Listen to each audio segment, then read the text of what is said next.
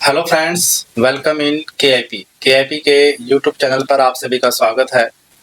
और आज हम आपके साथ इस वीडियो में हरियाणा स्टेट में जो एमएसएमई सेक्टर्स के लिए नई policies Haryana progressive MSME and export promotion policy 2026 जो कि अभी हाल ही में 29 जुलाई 2026 को नोटिफाइड हुई है। इस पॉलिसीज के जो प्रोविजंस हैं related to the geographical area in Haryana, यानी हरियाणा के जो एरियाज हैं इस पॉलिसीज ने नोटिफाइड किए हैं, उन एरिया की कुछ क्लासिफिकेशन की है for the purpose of subsidy calculation, for the purpose of incentive givens. So if you are planning to do business in Haryana, then it is a very important factor in which locations you are going to set up your plants. जी हाँ, बहुत सारे businessman जब भी कोई business plan करते हैं तो उनके सामने सबसे पहला कंसर्न ये रहता है कि साइट सिलेक्शंस हम कैसे करें। साइट सिलेक्शंस बिजनेस की प्रोग्रेस में, बिजनेस की कमर्शियल वायबिलिटीज में और बिजनेस की सब्सिडी प्लानिंग में बहुत बड़ा रोल प्ले करते हैं।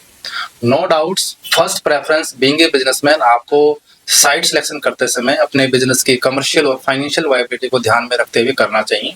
सब्सिडी जो है सेकेंडरी फैक्टर है, बट सब्सिडी प्लानिंग्स अगर आप करते हैं तो आप अपने बिजनेस की प्रोजेक्ट कॉस्ट को या जो ओपेक्स कॉस्ट को रिड्यूस कर सकते हैं और मैक्सिमाइजेशन ऑफ सब्सिडी और इंसेंटिव्स का लाभ लेके अपने बिजनेस को रन अप कर सकते हैं।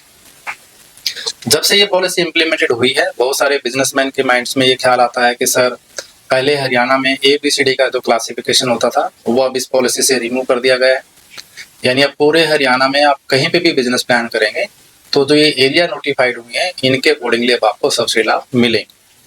अब subsidy planning, no doubt subsidy एक बहुत बड़ा क्रूशियल फैक्टर होता है जब भी आप इन्वेस्टमेंट प्लानिंग करते हैं, बड़े स्तर का इन्वेस्टमेंट करते हैं। तो कैसे आप हरियाणा की इस नई पॉलिसीज के जो की पैरामीटर्स हैं सेक्टर क्लासिफिकेशन के, एरिया क्लासिफिकेशन के, उनको ध्यान में रखते हुए अपने साइट का सिलेक्शन करें। तो उसमें सबसे पहले इन्होंने पूरे हरियाणा को 4 बेसिक कैटेगरीज में डिवाइड किया है।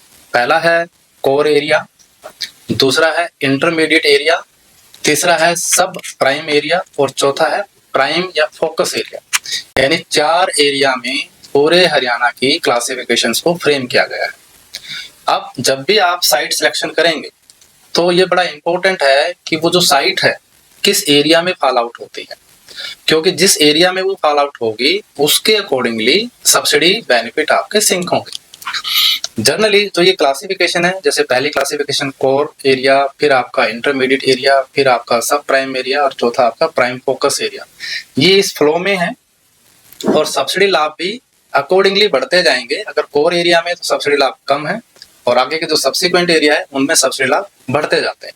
तो मीन्स टू से जैसे जैसे आप कोर एरिया से लेके प्राइम एरिया तक की जो ड्यूरेशंस हैं, जो इनका इनिशिएशंस हैं, अगर उसमें साइट सिलेक्शन करते हैं तो सब्सिडी लाभ आपके सिंक होंगे। तो सबसे पहले हम जानते हैं कि कोर एरिया क्या डिफाइन हुआ। कोर एरिया का मीनिंग्स यहाँ पे ये है कि ऐसा एरिया जो falls within the municipal limit, यानी म्युनिसिपल लिमिट्स या म्युनिसिपल कॉर्पोरेशन जो होते हैं आपके, उनके अंदर जो जगह नोटिफाइड होती है उसको इन्होंने कोर एरिया कहा है। और यदि आप ऐसे कोर एरिया में कोई बिजनेस एक्टिविटी करते हैं तो सब्सिडी लाभ तो मिलता है लेकिन वो बहुत कम लाभ मिलेगा इन कंपैरेटिव टू अदर एरियाज। यानी यहाँ इनडायरेक्टली गवर्नमेंट का फोकस ये है कि ऐसे एरिया जो म्युनिसिपल लिमिट के बाउंड्री के अंदर आते हैं इनमें बिजनेस कम से कम हो, ताकि जो रेजिडेंशियल एरिया है उन पे इम्पैक्ट कम पड़े, पॉल्यूशन एक्टिविटी कम हो। तो जब भी आप अपना बिजनेस साइट सिलेक्शन कर रहे हैं तो कोशिश कीजिएगा कि आप कोर एरिया में ना करें, कोर एरिया में बेनिफिट कम है। अब इससे जो अगली लेयर है, कोर एरिया से अगली लेयर है इंटरमीडिएट एरिया। अब इंटरमीडिएट एरिया ये किसको कह रहे हैं? ऐसे एरिया जो इंडस्ट्रियल मॉडल टाउनशिप यानी IMTs या इंडस्ट्रियल स्टेट्स जो HSIIDC द्वारा नोटिफाइड होते हैं, इनके जो अलॉटेड प्लॉट्स होते हैं, यानी HSID द्वारा जो IMT में या इंडस्ट्रियल स्टेट्स में जो अलॉटेड प्लॉट्स होते हैं उनको इंटरमीडिएट एरिया में रखा गया है। इसके साथ साथ जो प्राइवेट इंडस्ट्रियल पार्क हैं उनमें भी जो अलॉटेड प्लॉट हैं उनको इंटरमीडिएट एरिया में रखा गया है। इसके साथ साथ ऐसा एरिया जो म्युनिसिपल जो लिमिट्स है उससे बाहर है, लेकिन district, town and country planning द्वारा नोटिफाइड जो कंट्रोल एरिया है उसके अंदर है, यानी म्युनिसिपल लिमिट से बाहर, और जो कंट्रोल एरिया होता है डीटीपी का उसके अंदर है। तो ऐसे एरिया को भी इन्होंने इंटरमीडिएट एरिया में डिफाइन किया है। तो कोर एरिया, जैसे मैंने आपको बताया, कोर एरिया से आगे का जो एरिया है इंटरमीडिएट एरिया है। यह आपने ध्यान रखना है कि जब भी आप आईएमटी में, इंडस्ट्रियल एस्टेट्स में या कंट्रोल एरिया में कोई जगह की प्लानिंग करते हैं तो ये इंटरमीडिएट एरिया में लाइन अप होता है। अब इससे अगली जो लेयर है वो है सब प्राइम एरिया। अब इस एरिया में जो लोकेशंस आती हैं, यानी जो डीटीपी द्वारा या एचएसआईडी द्वारा जो इंडस्ट्रियल जोन डिफाइन किए गए हैं वो इसमें आते हैं, और इसमें भी जो वैकेंट और अनअलोटेड प्लॉट्स हैं, चाहे वो इंडस्ट्रियल मॉडल टाउनशिप में है, इंडस्ट्रियल एस्टेट्स में है, अनअलोटेड, ये ध्यान दीजिएगा, अलॉटेड जो प्लॉट थे वो इंटरमीडिएट एरिया में गए थे, अनअलोटेड प्लॉट्स आपके सब प्राइम एरिया में आ रहे हैं। यानी इनडायरेक्टली यहाँ गवर्नमेंट ऑफ हरियाणा का ये फोकस है, इंटेंट ये है कि जितने इंडस्ट्रियल एरिया हैं, एचएसआईडीज के हैं, आईएमटीज के हैं, आईई के हैं, या प्राइवेट इंडस्ट्रियल पार्क हैं या लाइसेंस कॉलोनी है, तो इंडस्ट्रियल कॉलोनीज हैं, इनमें जो अनअलोटेड लैंड पड़ी है, यानी वो एरिया नोटिफाइड तो हो गया है बिजनेस पर्पस से, लेकिन अभी अनअलोटेड पड़ा है, तो ज्यादा फोकस इसलिए यहाँ दिया गया है कि जो ये एरिया है इनमें अगर अनअलोटेड लैंड पे अगर आप जाके बिजनेस एक्टिविटी इनिशिएट करते हैं तो आपको सब्सिडी लाभ कंपैरेटिवली टू कोर एरिया और इंटरमीडिएट एरिया से ज्यादा मिलेगा। ये यहाँ पे इंपॉर्टेंट फैक्टर है।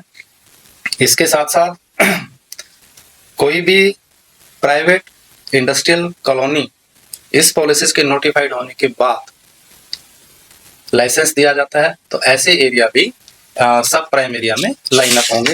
इसके साथ साथ जो लैंड कंट्रोल एरिया की लिमिट से बाहर फॉल आउट होती, जैसे मैंने इंटरमीडिएट एरिया में आपको बताया था कि म्युनिसिपल लिमिट और कंट्रोल एरिया के अंदर जो जगह आती है वो इंटरमीडिएट एरिया आती है। अब कंट्रोल एरिया से बाहर का जो एरिया है, यानी जो एनओसी जोन्स होते हैं जिस पे सीएलयू एप्लीकेबल नहीं होता है, ऐसी जगह को इन्होंने सब प्राइम एरिया में नोटिफाइड किया है। मीन्स टू से अगर आप कंट्रोल एरिया से बाहर एनओसी की जो जगह है या आप अनअलोटेड लैंड्स हैं इंडस्ट्रियल मॉडल टाउनशिप की, एचएसआईडीज की, उनमें अगर बिजनेस करते हैं तो वो सब प्राइम एरिया में चला जाएगा और वहां पे सब्सिडी लाभ आपको ज्यादा मिलता है। चौथी जो कैटेगरी है प्राइम या फोकस एरिया, यानी कोर एरिया से बाहर, इंटरमीडिएट एरिया से बाहर और सब प्राइम एरिया से बाहर। अब आपका ऐसा एरिया जो falls within the boundary of industrial investment promotion zone as notified by the department of industry of government of Haryana, यानी हरियाणा सरकार के डिपार्टमेंट ऑफ इंडस्ट्री द्वारा जो industrial investment promotion zone notified किए जाएंगे वो प्राइम या फोकस एरिया में आए। अभी चूंकि ये पॉलिसी नोटिफाइड हुई है, ऐसे एरिया या ऐसे इंडस्ट्रियल इन्वेस्टमेंट प्रमोशन जोन की डेफिनेशंस अभी डिफाइन इस पॉलिसी में नहीं हुई है। मोस्ट प्रोबेबली वो आगे आने वाले इनके जो रूलिंग्स हैं, फॉर्म्स हैं, उसमें और बेटर क्लैरिफिकेशंस आ जाएंगी। तो हमारा ऑब्जेक्ट यहाँ पे आपको इस वीडियो के माध्यम से ये बताने का है कि अब हरियाणा में आप कहीं पे भी बिजनेस करें तो सब्सिडी लाभ मिलेगा, लेकिन सब्सिडी लाभ कम है, कहीं पे ज्यादा है, इसका निर्धारण, इसके जो डिटर्मिनेशंस है वो एरिया की क्लासिफिकेशन से किया गया है। कोर एरिया, इंटरमीडिएट एरिया, सब प्राइम एरिया और प्राइम और फोकस एरिया। मीन्स टू से whenever you are going to set up your business, whenever you are going to select the business site, you need to take care of the provision of these area classifications। इससे आपके जो investment है, जो project cost है, उसके ऊपर मिलने वाले आपको कैपिटल सब्सिडी या जो दूसरे इंसेंटिव्स का निर्धारण होगा। तो ये इंपॉर्टेंट्स है। और बिजनेसमैन का सबसे बड़ा जो एक प्रॉब्लम एरिया यही होता है कि सर हम बिजनेस कहाँ पे करें, साइट सिलेक्शन कहाँ करें ताकि सब्सिडी लाभ बढ़ जाए। तो अब अगर आप हरियाणा में कहीं पे भी बिजनेस करने की प्लानिंग कर रहे हैं, किसी भी सेक्टर में, चाहे वो फूड प्रोसेसिंग है, एग्रीकल्चर बेस है, फार्मा सेक्टर है, इलेक्ट्रॉनिक्स है, ई वेस्ट है, या वेयर हाउसिंग्स हैं, या और भी कोई as a general MSMEs textile sector में है, बायोमास सेक्टर्स में है, आप किसी भी टाइप का कोई भी बिजनेस यदि हरियाणा में प्लान कर रहे हैं तो सबसे पहले ये फोकस कीजिएगा कि आपका जो साइट है वो किस एरिया में फॉल आउट होता है, क्योंकि अकॉर्डिंगली आपको सब्सिडी लाभ मिलेंगे। यदि आप हरियाणा से बाहर के स्टेट से बिलोंग करते हैं और हरियाणा में बिजनेस करना चाहते हैं, चाहे as a MSME unit, as a large enterprises, तो भी आपको ये क्लासिफिकेशन ध्यान रखनी है। आप अपने बिजनेस की राइट बिजनेस मॉडलिंग के लिए और राइट सब्सिडी प्लानिंग के लिए KIP से जरूर कनेक्ट कीजिएगा। KIP 2008 से as a corporate business subsidy consultant के नाते अपनी सेवाएं दे रही है, पूरे हरियाणा में अपनी सेवाएं दे रही है और अभी तक 2000 प्लस प्रोजेक्ट सक्सेसफुली इनिशिएटेड भी हो चुके हैं। तो KIP से आप जरूर कनेक्ट कीजिएगा। KIP के YouTube चैनल को जरूर सब्सक्राइब कीजिएगा, बेल आइकन को प्रेस कीजिएगा। KIP की बिजनेस कम्युनिटी से जरूर जुड़िएगा ताकि ऐसे रेगुलर अपडेट्स वीडियोस आपको मिलते रहें। और यदि आप कोई भी बिजनेस प्लान कर रहे हैं, आप अगर KIP के साथ 1-to-1 डिस्कशन भी करना चाहते हैं तो वीडियो के डिस्क्रिप्शन में दिए गए कंसल्टेंसी राउंड्स पर आप अपना अपॉइंटमेंट जरूर बुक कराएं ताकि आप और हम मिलके आपके बिजनेस की राइट बिजनेस मॉडलिंग के साथ साथ राइट सब्सिडी प्लानिंग कर पाएं। Thank you.